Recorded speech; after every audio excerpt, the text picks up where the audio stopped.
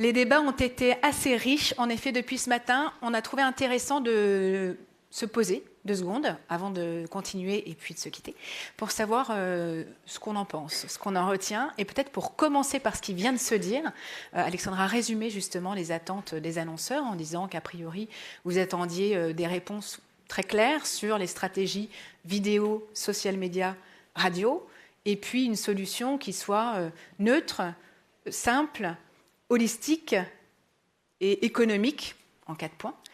Qu'est-ce que vous avez envie de préciser? Est-ce que vous avez envie d'abonder? Enfin, une réaction à chaud. Je pense que c'est une grande question. C'est difficile d'avoir une seule réponse, à mon sens. Pour préparer un peu ce point, j'ai évidemment fait le tour du club des annonceurs que je représente. Club très sérieux d'ailleurs, parce que Yannick disait tout à l'heure qu'un club ça fait pas sérieux, mais je vous rassure, ça peut être sérieux un club, même si les comités c'est bien aussi. C'est intéressant parce que je pense que ça dépend beaucoup des organisations, beaucoup aussi effectivement des différents métiers qu'on peut représenter. Et le consensus, il est plutôt sur le fait que on est dans un monde d'incertitude. Effectivement, la complexité a pris le dessus, et donc les annonceurs attendent d'abord de la clarté.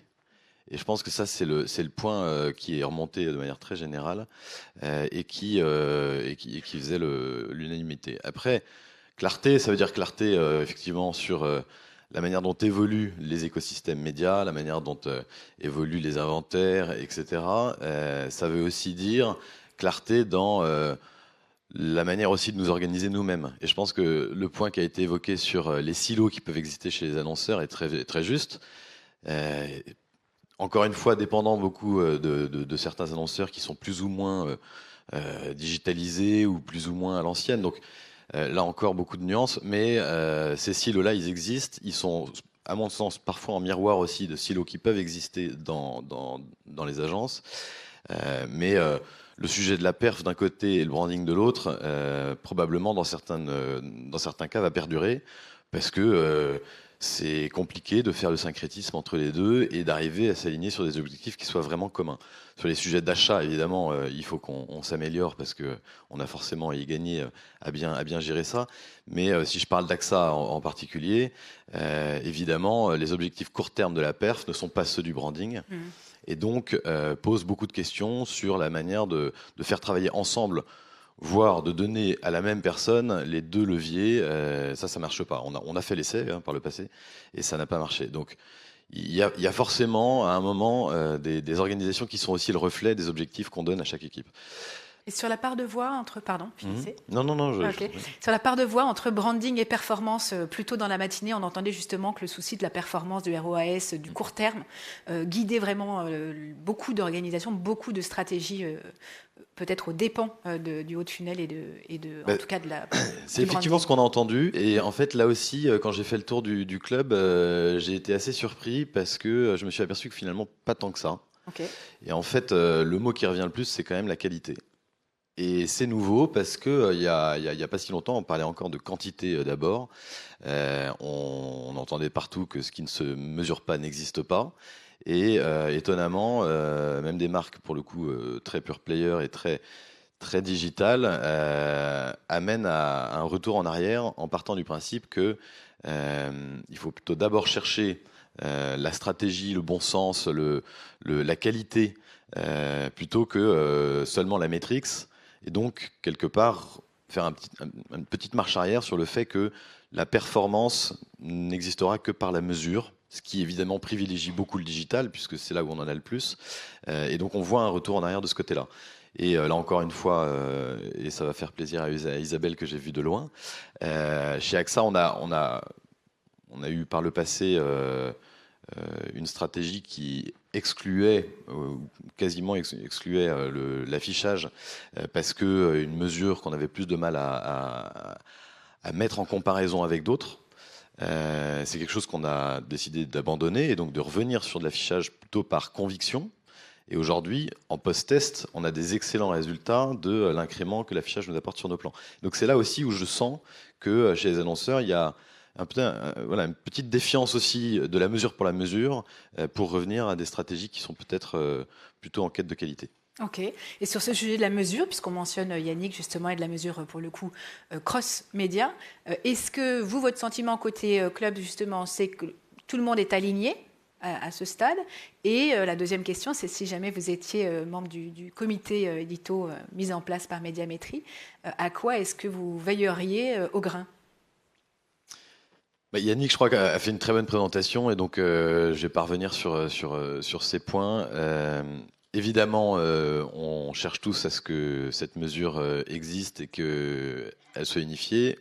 Il y a un long chemin pour faire en sorte que ça soit fait dans des conditions qui permettent un alignement de tous et que derrière elle soit adoptée. Si à titre personnel ou pour représenter certains annonceurs, on était vraiment embarqué dans la démarche, je pense qu'on veillerait d'abord à ce que cette mesure soit la plus juste possible.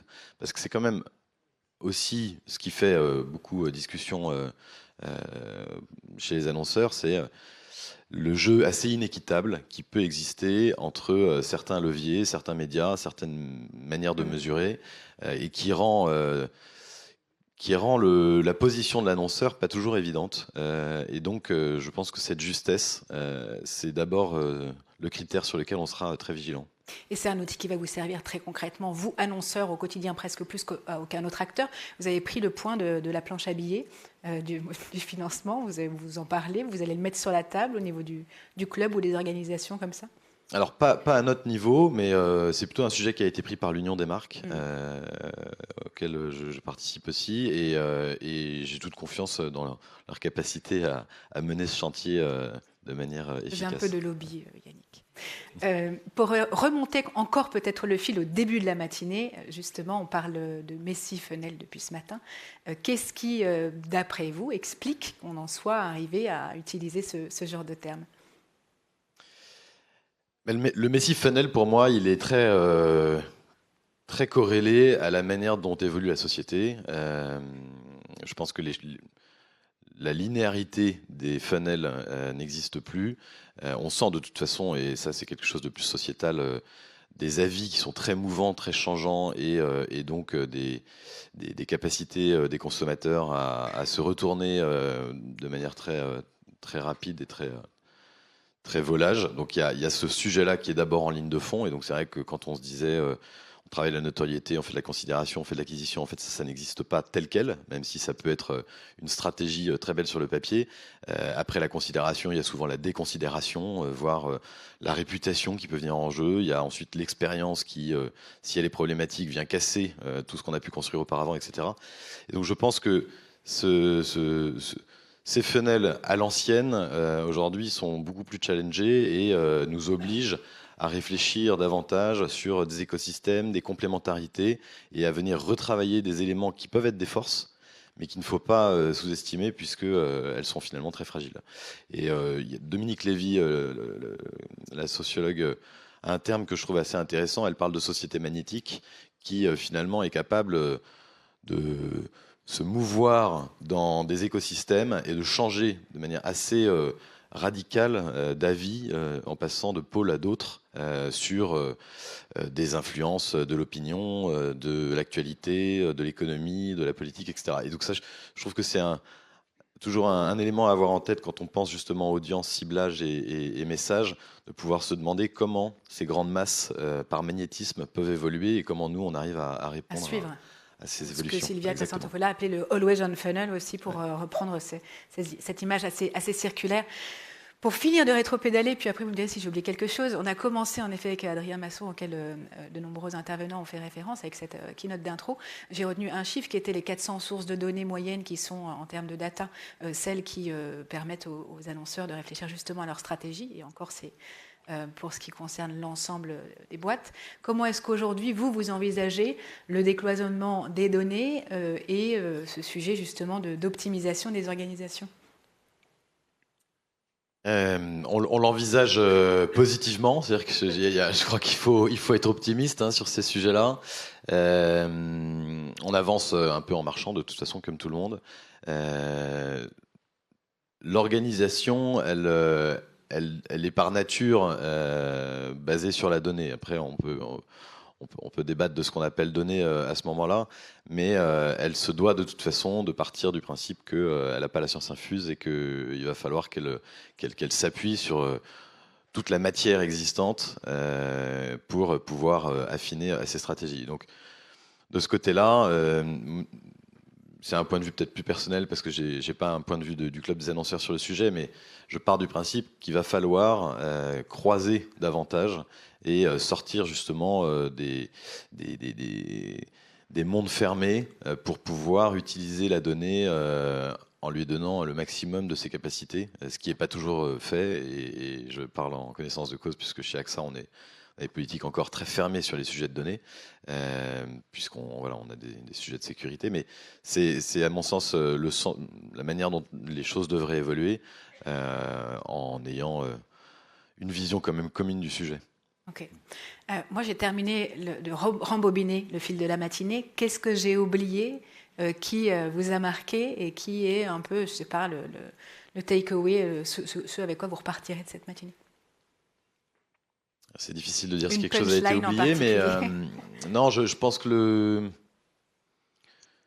pour moi, le sujet fondateur, en tout cas aujourd'hui, quand on discute agence média et donc partenaire média, je crois que c'est qu'il y a parfois une frustration du côté des annonceurs sur la valorisation de l'expertise des métiers des agences médias. Et donc je crois que la dimension agence conseil, elle doit être davantage valorisée. Et j'entends tout à fait qu'il y a une question de talent, une question de rétention des talents, des questions qui se posent aussi d'avoir des experts qui sont experts multi-leviers, et ça c'est des vraies problématiques. Mais je crois que c'est quand même ce qui fait la force du partenariat annonceur-agence, c'est d'abord le pôle conseil dans sa capacité à emmener les annonceurs beaucoup plus loin que là où ils pourraient imaginer aller et avec beaucoup plus de clarté dans ce monde où notre seule certitude, c'est l'incertitude, quoi. Voilà, je dirais ça. Et par revaloriser, vous voulez dire quoi concrètement? Revaloriser cette qualité de conseil? Par l'expertise et par, en fait, en développant ce point-là, on pourrait aller rapidement sur le sujet de la stratégie, mais le rôle de l'agence, c'est d'abord d'établir des stratégies, bien plus que d'avoir un rôle d'acheteur. Et donc, à mon sens, hein, je revaloriserai ces éléments-là pour faire en sorte que dans la relation quotidienne, les éminences grises des agences soient plus présentes, plus quotidiennes, là où on a plutôt tendance à avoir des acheteurs au quotidien. Le message est passé, je pense que vous aviez l'audience en tout cas pour ça. Merci Thomas d'avoir pris le temps de débriefer avec nous ce qu'on s'est raconté depuis ce matin.